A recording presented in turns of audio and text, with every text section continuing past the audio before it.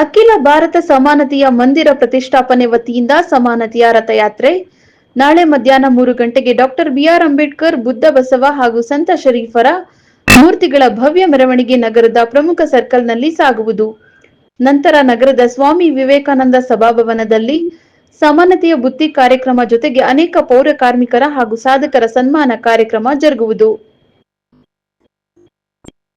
Cameraman Jagadish ಜೊತೆ Ashoka Hugar, NKS ಟಿವಿ4 Gadag.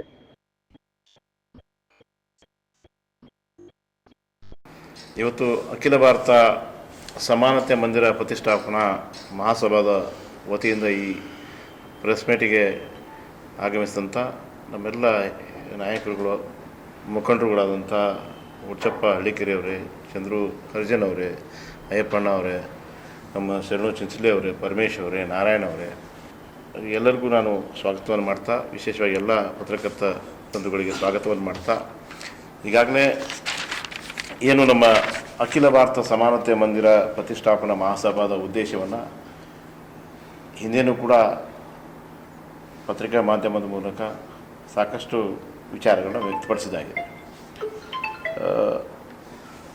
ಹಿರಿಯ ಧುರೀಣರಾದಂಥ ಸನ್ಮಾನ್ಯ ಅನಿಲ್ ಮೆಣಸಿಕಾಯಿ ಅವರ ಒಂದು ನೇತೃತ್ವದಲ್ಲಿ ಈ ಸಮಾನತೆ ಪ್ರತಿಷ್ಠಾನ ಮಂದಿರದ ಕಾನ್ಸೆಪ್ಟನ್ನು ರಚನೆ ಮಾಡಿದ್ದೀವಿ.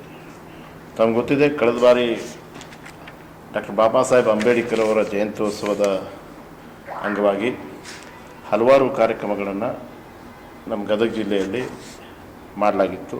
ಅದರಲ್ಲಿ ಏನು ಪ್ರಭು ಶ್ರೀರಾಮನ ಮಂದಿರವನ್ನು ಮಾಡಿದ್ದಾರೆ, ಅದೇ ರೀತಿಯಲ್ಲಿ ಡಾಕ್ಟರ್ ಬಾಬಾ ಸಾಹೇಬ್ ಅಂಬೇಡ್ಕರ್ ಅವರು ಈ ದೇಶದ ಸಂವಿಧಾನ ಭದ್ರ ಬುನಾದಿಯನ್ನು ನೀಡುವ ಜೊತೆಗೆ ಈ ಜಗತ್ತಿಗೆ ಎಲ್ಲ ವರ್ಗದವರನ್ನು ಕೂಡ ಸಮಾನತೆಯಿಂದ ಒಯ್ಯಬೇಕು, ಎಲ್ಲರಿಗೂ ಹಕ್ಕುಗಳನ್ನು ಕೊಡಬೇಕು, ಎಲ್ಲರೂ ಸಮೃದ್ಧಿಯಿಂದ ಬಾಳಬೇಕಂತಕ್ಕಂಥ ಒಂದು ಕಾನ್ಸೆಪ್ಟ್ ಏನಿತ್ತು, ಆ ಕಾನ್ಸೆಪ್ಟ್ನ ವಿಚಾರವಾಗಿ ನಾವು ಅವ್ರನ್ನ ಬರೀ ನಾಯಕರ ಅಷ್ಟೇ ಅಲ್ಲ, ಅವ್ರನ್ನೂ ಕೂಡ ಒಂದು ಮಹಾನ್ ನಾಯಕರು, ಜೊತೆಗೆ ಆದರ್ಶವಾದಿಗಳು,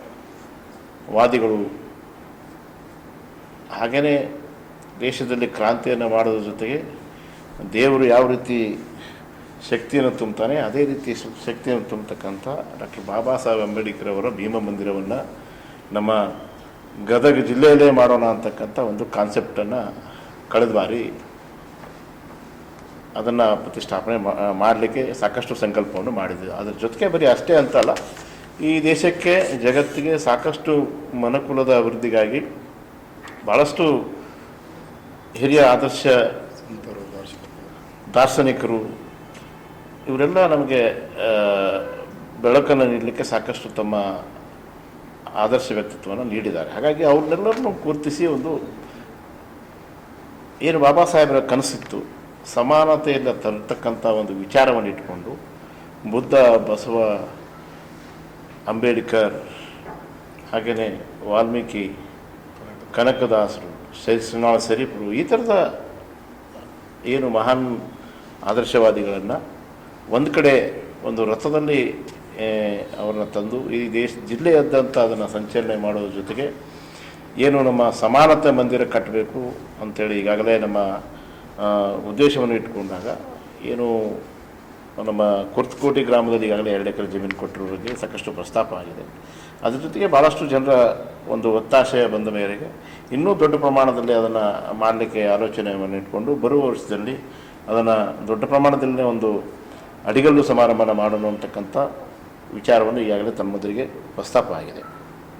ಈಗ ಈ ವರ್ಷ ನಾವು ಏನು ಸಮಾನತೆ ಮಂದಿರ ಮತ್ತು ಸಮಾನತೆಯ ಬುತ್ತಿ ಈ ಒಂದು ಯಾತ್ರೆ ಅಥವಾ ಜಾತ್ರೆ ಈ ವಿಚಾರವನ್ನು ಇಟ್ಕೊಂಡು ಈಗಾಗಲೇ ಭಾಳಷ್ಟು ಕೆಲಸಗಳು ನಡೆದಿದ್ದೇವೆ. ನಾಳೆ 19ನೇ ತಾರೀಕು ಮಧ್ಯಾಹ್ನ 3 ಗಂಟೆಗೆ ಏನು ನಮ್ಮ ಬಸವೇಶ್ವರ ಸರ್ಕಲ್ನಿಂದ ಪ್ರಾರಂಭ ಆಗಬೇಕಂತ ಏನು ಈ ಯಾತ್ರೆ ಸ್ವಲ್ಪ ಮಳೆ ಅಭಾವ ಇರೋದ್ರಿಂದ ಕಾರ್ಯಕ್ರಮ ನಡೆಯುವಂಥ ಸ್ಥಳ ಅಂದರೆ ನಾವು ಮುನ್ಸಿಪಲ್ ಮೈದಾನವನ್ನು ಇಟ್ಕೊಂಡಿದ್ವಿ. ಈಗ ಹವಾಮಾನ ಇಲಾಖೆಯು ಕೂಡ ಮುನ್ನೆಚ್ಚರಿಕೆ ಸುಮಾರು 80% ಮಳೆ ಆಗುವ ಸಂಭವ ಇದೆ ಅಂತಕ್ಕಂಥದ್ದು ಇದೆ. ಜೊತೆಗೆ ನಿನ್ನೆನೂ ಕೂಡ ಮಳೆಯ ಸಂತಿ ಗೋಚರಿಸಿದೆ. ಹಾಗಾಗಿ ಈಗ ಹಾವೇರಿ ಈ ಕಡೆ ಸುತ್ತಮುತ್ತ ಸಾಕಷ್ಟು ಮಳೆಯಾಗಿರುವಂಥ ಘಟನೆ ಇದೆ. ಇಲ್ಲಿ ಈ ಕಾರ್ಯಕ್ರಮಕ್ಕೆ ಸಾಕಷ್ಟು ಮಹಿಳೆಯರು, ಜನರು, ಸಾಕಷ್ಟು ಜನ ಬರೋದ್ರಿಂದ ಜೊತೆಗೆ ಬುತ್ತಿಯ ಒಂದು ಕಾರ್ಯಕ್ರಮ ಇರೋದ್ರಿಂದ ಅದು ಆ ಮೈದಾನದಲ್ಲಿ ಮಳೆ ಬಂದು ಅಸ್ತವ್ಯಸ್ತ ಆಗಬಾರ್ದು ಅನ್ನೋ ಕಾರಣಕ್ಕೆ ಈ ಎಲ್ಲ ಸಮಿತಿಯವರು ಒಂದು ಸಭೆಯನ್ನು ಮಾಡಿ ಸಾಧಕ ಬಾಧಕಗಳನ್ನು ತೆಗೆದುಕೊಂಡು, ಯಾಕಂದರೆ ನಾಳೆ ಒಂದೇ ದಿನ ಇರೋದ್ರಿಂದ ಇದನ್ನು ಯಾವ ರೀತಿ ನಾವು ಮಾಡೋದು ಅಂತಕ್ಕಂಥ ಒಂದು ಸಂದಿಗ್ಧ ಪರಿಸ್ಥಿತಿ. ಆ ಕಾರಣಕ್ಕಾಗಿ ಮೆರವಣಿಗೆಯನ್ನು ನಾವು ನಿಲ್ಲಿಸೋದು ಬೇಡ, ಮೆರವಣಿಗೆಯ ಕಾರ್ಯಕ್ರಮನ ಹೇಗೆ ಯಥಾವತ್ತವಾಗಿ ಏನು ಬಸವೇಶ್ವರ ಸರ್ಕಲಿಂದ ಪ್ರಾರಂಭವಾಗಿ ನಮ್ಮ ಟಾಂಗಾಕೂಟ್, ಮಹೇಂದ್ರಕರ್ ಸರ್ಕಲ್, ಗಾಂಧಿ ಸರ್ಕಲ್ ಮತ್ತು ಮುಂದೆ ನಮ್ಮ ಈ ಹಳೆ ಬಸ್ ಸ್ಟ್ಯಾಂಡ್ ಏನು ರೋಟರಿ ಸರ್ಕಲ್ ಮುಂದೆ ಮಾರ್ಗವಾಗಿ ಸ್ವಾಮಿ ವಿವೇಕಾನಂದ ಭವನಿಗೆ ತಲುಪಬೇಕು ಅಂತಕ್ಕಂಥದ್ದು ಅದು ಫಿಕ್ಸ್ ಇಟ್ಕೊಂಡು ಕಾರ್ಯಕ್ರಮನ ಸ್ವಾಮಿ ವಿವೇಕಾನಂದ ಭವನದಲ್ಲಿ ಮಾಡೋಣ.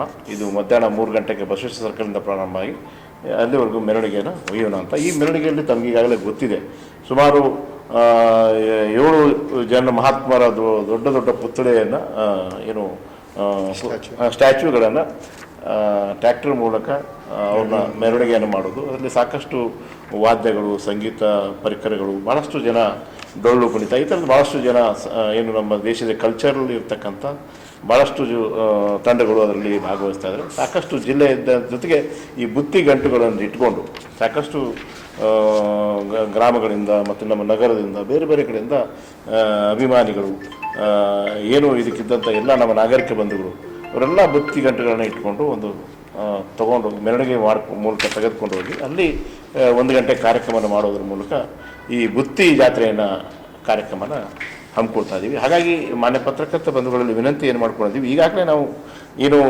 ಮುನ್ಸಿಪಲ್ ಮೈದಾನದಲ್ಲಿ ಇರ್ತಕ್ಕಂಥ ಕಾರ್ಯಕ್ರಮವನ್ನು ಬದಲಾವಣೆಯನ್ನು ಮಾಡಿದ್ದು ಈ ಕಾರಣಕ್ಕಾಗಿ. ಹಾಗಾಗಿ ಇದನ್ನು ಹೆಚ್ಚು ವ್ಯಾಪಕವಾಗಿ ಪ್ರಚಾರ ಮಾಡಬೇಕು. ಜನರಲ್ಲಿ ಕೂಡ ಕ್ಷಮೆಯನ್ನು ಕೇಳ್ತಾ, ತಮ್ಮನ್ನು ಕೂಡ ಕ್ಷಮೆಯನ್ನು ಕೇಳ್ತಾ, ಯಾಕಂದರೆ ಇದು ನಮ್ಮ ಕೈಯಿಂದಿಲ್ಲ, ಇದು ಅನಿವಾರ್ಯವಾಗಿರೋದ್ರಿಂದ ಮತ್ತು ಜನರ ಹಿತದೃಷ್ಟಿಯಿಂದ, ಕಾರ್ಯಕ್ರಮದ ಹಿತದೃಷ್ಟಿಯಿಂದ ಇಟ್ಕೊಂಡು ಈ ವಿಚಾರವನ್ನು ನಾವು ಬದಲಾವಣೆಯನ್ನು ಮಾಡಿದ್ದೀವಿ. ಹಾಗಾಗಿ ಇದನ್ನು ಹೆಚ್ಚು ವ್ಯಾಪಕ ಪ್ರಚಾರ ಮಾಡಬೇಕು. ಸಾಕಷ್ಟು ಜನ ಪಕ್ಷಾತೀತವಾಗಿ, ಇದು ಜಾತ್ಯತೀತವಾಗಿ ಎಲ್ಲರನ್ನೂ ಕೂಡ ಒಳಗೊಂಡಂಥ ಈ ಕಾರ್ಯಕ್ರಮ ಇದೆ. ಇದಕ್ಕೆ ಸಾಕಷ್ಟು ಸಂಘಟನೆಗಳು ಸಹಕಾರ ಕೊಡ್ತಾ ಇದ್ದಾರೆ. ಭಾಳಷ್ಟು ಜನರಿಗೆ ನಾವು ಮತ್ತೊಮ್ಮೆ ವಿನಂತಿ ಮಾಡ್ತೀವಿ, ಈ ಜಿಲ್ಲೆಯ ಎಲ್ಲ ಹಿರಿಯರು, ಕಿರಿಯರು, ಗುರು ಹಿರಿಯರು ಎಲ್ಲರೂ ಈ ಕಾರ್ಯಕ್ರಮಕ್ಕೆ ಭಾಗವಹಿಸಿ ಈ ಕಾರ್ಯಕ್ರಮ ಯಶಸ್ವಿ ಮಾಡಬೇಕಂತೇಳಿ ವಿನಂತಿ ಮಾಡ್ಕೊಳ್ತೀವಿ.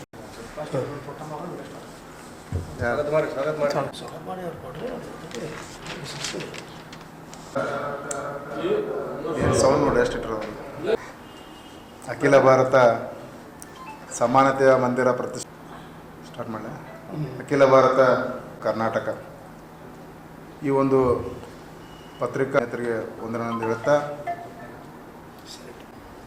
ಉದ್ದೇಶಿಸಿ ಅಖಿಲ ಭಾರತ ರವಿ ಅಂಗಡಿಯವರೇ ಹಾಗೂ ಈ ಒಂದು ಸಮಾನತೆ ಮಂದಿರದ